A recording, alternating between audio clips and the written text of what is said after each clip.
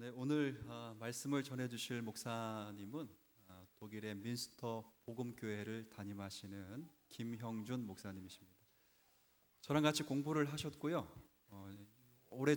굉장히 오래전에 유럽으로 유학을 가셨다가 지난 7년 전에 민스터 복음교회의 담임 목사로 청빙이 돼서 지난 7년 전부터 그 교회를 섬기고 계십니다. 7년 전에 한국 정리하러 나오시다가 저에게 오셔서 오후 예배 때 한번 설교하시고 가신 적이 있습니다. 좋은 게 친구분들이 다 유럽에 있어서 저는 외롭지만 그래도 굉장히 목회를 잘 하시고 또 귀한 교회를 세워가시는 목사님이십니다. 나오실 때 또 말씀 귀하게 전해주실 텐데요. 큰 박수로 환영하시고 우리 맞으면서 말씀 듣겠습니다. 모시겠습니다. 감사합니다.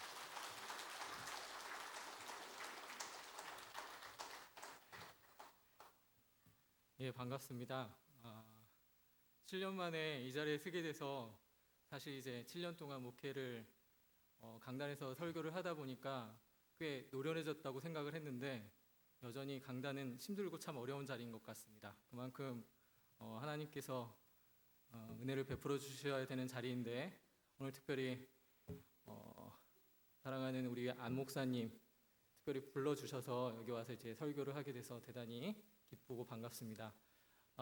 오후 예배 때 다들 힘드시고 또 피곤하신 줄 알지만 이러다가 갑자기 일찍 끝나면 또 기분도 좋아지실 수 있을 거라 믿습니다. 예. 기쁜 마음으로 말씀에 집중해 주시기를 부탁을 드리고요. 예, 제가 잠깐 기도하겠습니다. 하나님 아버지, 우리 사랑하는 주님 사랑 교회 성도들 앞에서 또 하나님의 말씀을 전할 수 있는 은혜의 시간을 허락해 주심에 감사를 드립니다. 이 자리에 하나님께서 같이 하심을 믿고 또 하나님의 인도하심 따라 하나님이 주시는 은혜의 말씀으로 서로에게 격려가 되고 또 그것을 통해 힘을 얻고 또 이 교회가 하나님 안에서 더욱더 든든히 서가고 그 안에서 하나님의 깊으신 사랑하심과 하나님의 큰일을 이루어나갈 수 있는 교회가 될 수 있도록 주께서 더욱더 은혜 베풀어 주시기를 소원합니다. 아버지 하나님께서 이 시간 함께하여 주시고 이 시간 말씀 가운데 임해 주시옵소서. 예수님의 이름으로 기도드리옵나이다. 아멘. 오늘 사실 오늘 본문을 그 목사님께서 읽으셨는데 제가 나도 참 정신이 없구나. 뻔히 설교 본문이 1절부터 5절이라고 생각하고 있었는데 또 보내드린 거는 6절부터 11절 말씀이구나. 사실 제가 지금 미가서 강해를 하고 있습니다. 그래가지고 이제 다음 주에 돌아오는 주에 독일로 돌아가서 이제 설교를 이제 해야 되는데 그걸 준비하다가 아마 그걸 보내드린 것 같은데 어찌됐건 간에 그 맥락은 통하니까 말씀에 귀 기울여 주시고요. 그리고 오늘 아침에 사실은 제가 경기도 파주 문산이라는 곳에 이제 저희 부모님이 살고 계십니다. 그래서 이제 자유로를 타고 이제 차를 몰고 오래간만에 오는데 거기가 그 강가가 껴가지고 안개가 아주 자주 낍니다. 근데 그 안개 속을 이렇게 쭉 운전하면서 오는데 어떤 생각이 들었냐면 오늘 설교는 이 안개와 관련된 설교를 좀 하면 어떨까? 하나님께서 갑자기 직통 계시를 허락하셔서 그런 건 아니고요.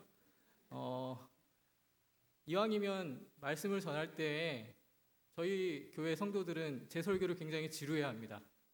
왜냐하면 거기는 여기에 계신 분들처럼 수요 예배나 금요철야 예배, 예를 들면 새벽 기도가 없기 때문에 주일날 하루를 온전히 주일 성수하기가 굉장히 힘들고 또 그날 나와야만 하나님 말씀을 들을 수가 있습니다. 그래서 사실은 주일날 설교가 좀 길어질 수밖에 없고 하나님 말씀에 좀 많이 신경을 쓰는 편이라 사실 그런 것들 때문에 만약에 독일에 제가 설교하던 방식으로 여러분들과 지금 설교를 했다면 아마도 나중에 안 목사님께서 많이 혼나실 거라는 생각이 들어서 급하게 오늘 제가 느낀 그대로 여러분들께 말씀을 좀 전하고자 합니다. 사실 그 안개 속을 이렇게 쭉 오는데 어떤 생각이 들었냐면 우리의 신앙의 모습이 이 안개 속을 걸어가는 저희의 모습과 이렇게 투영이 되고 또 약간 비교가 됐습니다. 제가 독일에 처음 갔을 때 제가 있는 곳이 민스터라는 지역인데 그 민스터라는 지명 이름 자체가 성당이란 뜻입니다. 그러니까 우리나라 말로 번역을 하자면 그런 의미인데 과거서부터 이제 카톨릭 그 도시로서 유명한 도시입니다. 그래서 우리 한국에 있는 성당보다 그 민스터 그 조그만 지역에 있는 성당이 더 많을 정도로 성당이 굉장히 많습니다. 그리고 거기는 추기경이 다스리는 곳이라 굉장히 카톨릭 도시에서 유명한 곳인데요. 한 프랑크푸르트에서 한 3시간 정도의 거리입니다. 그런데 제가 이제 목사로 사역하다 보니까 종종 프랑크푸르트 그 국제공항에 사람을 데리러 갈 일, 그리고 데려다 줄 일이 종종 있습니다. 그런데 처음에 프랑크푸르트로 이제 갈 때에 뭐 여기서도 운전을 했고 또 운전을 오랫동안 했고 제가 또 운전병으로 사실 제대를 했기 때문에 운전에 자신이 있습니다. 그런데 이상하게 민스터부터 프랑크푸르트까지 갈 때 그렇게 힘들고 어려울 수가 없었습니다. 왜냐하면 그 독일 날씨가 참 변화무쌍합니다. 그래서 산악 지역을 넘어갈 때 5월이나 6월 그리고 한 11월, 10월 달쯤 되면은 사계절을 다 맛볼 수가 있습니다. 어느 때에는 어느 장소에서는 비가 내리기도 하고 또 눈보라가 내리치기도 하고 어떤 때에는 갑자기 천둥번개가 치기도 합니다. 그래서 혼자 갈 때 굉장히 두려운 마음으로 처음에 갔던 기억이 납니다. 그런데 어느 날인가 제가 또 프랑크푸르트를 가야 될 일이 있어서 가는데 그때 제가 아는 지인, 신앙생활을 하지 않던 지인입니다. 그러니까 제가 공부 때문에 유학 공부 때문에 어학을 하면서 만난 친구였는데 그 친구가 그런 얘기를 하더라고요. 목사인 줄 아니까 혼자 가면 힘드니까 자기가 옆에서 같이 가주겠다라고 했습니다. 그래서 같이 간 적이 있는데 이상하게 그렇게 해서 프랑크푸르트를 다녀올 때에는 전혀 두렵거나 힘이 들지 않았습니다. 제가 드리고자 하는 말씀은 그것입니다. 신앙생활이라는 것은 혼자서 마치 아침 안개와 같이 뿌옇고 그리고 힘든 그 길을 걸어가는 그런 기분입니다. 사실 신앙생활이라는 것이 여러분도 아시겠지만 그렇게 쉽지 않습니다. 여러분, 제가 여기 와서 느낀 거지만 약간 여러분들에게 아부를 좀 해야 될 것 같은데 처음에 7년 전에 여기서 설교를 할 때에는 조금 워낙 목사님이 목회도 잘하시고 또 성도들도 굉장히 목사님과 서로 교통하면서 잘해 가신다는 얘기를 들었지만 그래도 분위기 자체가 시작한 지 얼마 안 됐기 때문에 아직까지는 뭔가가 좀 약간 2% 좀 부족하다라는 느낌을 받았던 것 같은데 지금 보니까 오늘 점심때 와가지고 같이 식사를 했는데요. 너무 분위기가 밝고 그리고 무엇보다 목사님이 7년 전이나 지금이나 변하지 않았습니다. 여전히 멋있는 모습으로 늙지 않고 있는 모습에 깜짝 놀랐는데 성도들도 그다지 변하지 않은 것 같아서 참 교회가 하나님 보시기에 합당하게 그리고 하나님 보시기에 기쁘게 그렇게 변해가고 있구나, 발전해가고 있구나, 부흥해가고 있구나라는 생각이 들었습니다.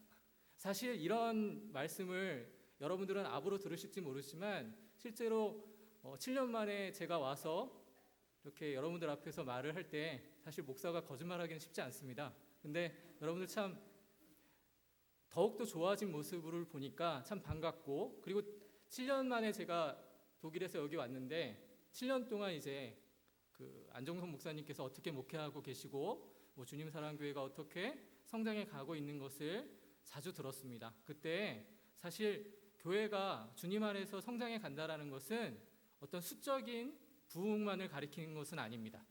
성도들이 하나님 말씀 안에서 굳굳하게 서서 하나님께서 기뻐하시는 그 일을 행할 때 진정한 성장이라고 할 수 있습니다.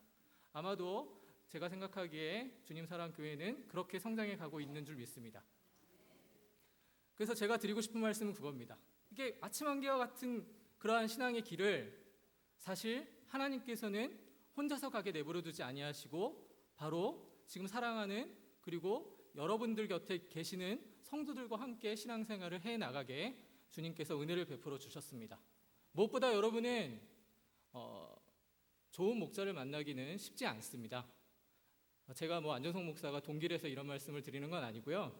유럽에서 목회 현장 속에 있을 때 목회자가 쉽게 타락하고 잘못되어가는 것들을 많이 봤습니다.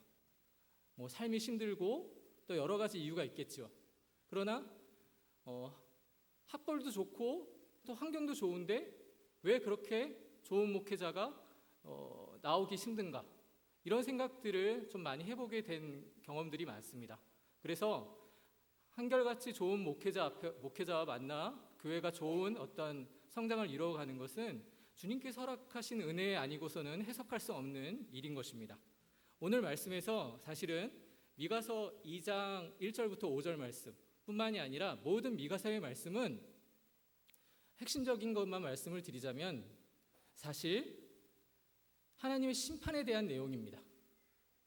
사실 하나님의 심판이라고 했을 때 여러분 굉장히 두렵고 떨림으로 받을 수밖에 없는 것이 우리의 현실입니다. 미가서의 내용은 최후의 심판을 이야기하는 것이 아니라 하나님의 심판은 언제 어디서나 우리에게 임할 수 있다라는 내용입니다. 잠깐 말씀을 하기 전에 2장 1절 말씀을 잠깐 보도록 하겠습니다. 제가 잠깐 읽도록 하겠습니다. 미가서 2장 1절 말씀인데 그들이 침상에서 죄를 꾀하며 악을 꾸미고 날이 밝으면 그 손에 힘이 있으므로 그것을 행하는 자는 화 있을진저. 자, 그들은 여기서 역사적으로 봤을 때에는 시기적으로 봤을 때에는 이스라엘 백성들을 가리키는 말인데 이스라엘 백성들은 어떤 사람들이죠? 바로 하나님의 선택을 받은 선민들이었습니다. 그런데 그들이 침상에서 죄를 꾸미고 있습니다. 해서는 안 될 일을 꾸미고 있는 것입니다. 그런데 한 가지 여러분들에게 묻겠습니다. 여기서 나오는 침상의 의미가 무엇인가? 그냥 단순히 잠을 자는 곳인가?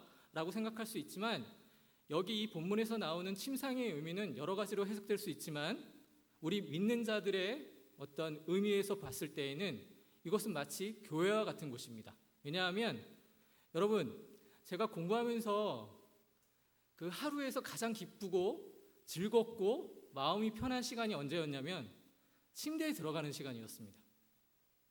뭐 공부가 고돼서 그럴 수도 있지만 그렇게 침대에 들어가는 그 시간이 저에게는 그 하루가 그래도 오늘은 그래도 열심히 공부했고 또 열심히 살았다라는 어떤 느낌으로 들어가면서 막 되게 마음이 편하고 그게 굉장히 저에게 좋은 기억으로 많이 남았습니다. 근데 그 침상에서 기분이 나쁠 때가 언제냐면 그 하루를 온전히 행하지 못했을 때, 온전히 살지 못했을 때의 그런 기분이었습니다. 그래서 목사로서 기도를 할 때 항상 하나님 안에서 하나님 앞에서 기도할 때 그 침대 앞에서 기도할 때 그런 생각이 들었습니다. 내가 오늘 하루를 열심히 살았는가 안 했는가를 하나님께 고하는 시간이었습니다. 성경에서 나오는 침상의 의미는 그런 의미입니다. 믿음의 선진들은 잠을 자기 전에 이 침상 앞에서 하나님 앞에서 기도했습니다. 그리고 그 기도하는 가운데 하나님께 감사의 기도를 올렸고 자기가 만약에 문제가 있었고 자기가 어떤 그 잘못된 일을 했을 때에는 하나님 앞에 회개했던 자리가 바로 침상이었습니다. 그런데 지금 미가서 2장 1절에 이스라엘의 백성들이 그 침상에서 하나님 앞에서 죄를 구하고 죄의 용서를 구하고 하나님 앞에 진정한 평안을 구해야 되는 그 자리에서 무슨 짓을 저지르고 있냐면 탐심, 욕심으로 나쁜 일을 꾸미고 있다라는 것이 오늘 본문의 말씀입니다. 제가 드리고 싶은 말씀은 그겁니다. 침상이라는 것은 별거 아닌 자리인 것 같지만 하나님 앞에서, 하나님 안에서 우리가 해야 될 것을 바로 해야 되는 자리인 것입니다. 그것은 교회라고 말할 수 있습니다. 여러분이 섬기는 지금 이 교회가 바로 그러한 그 안식의 자리, 평안의 자리, 하나님의 은혜가 넘치는 자리가 되어야만 합니다. 그렇기 때문에 여러분들이 항상 하나님께 구하고 간구해야 되는 것이 무엇인지를 항상 생각하셔야 합니다. 하나님의 백성들은 그러한 자리에서 항상 하나님의 은혜를 간구합니다.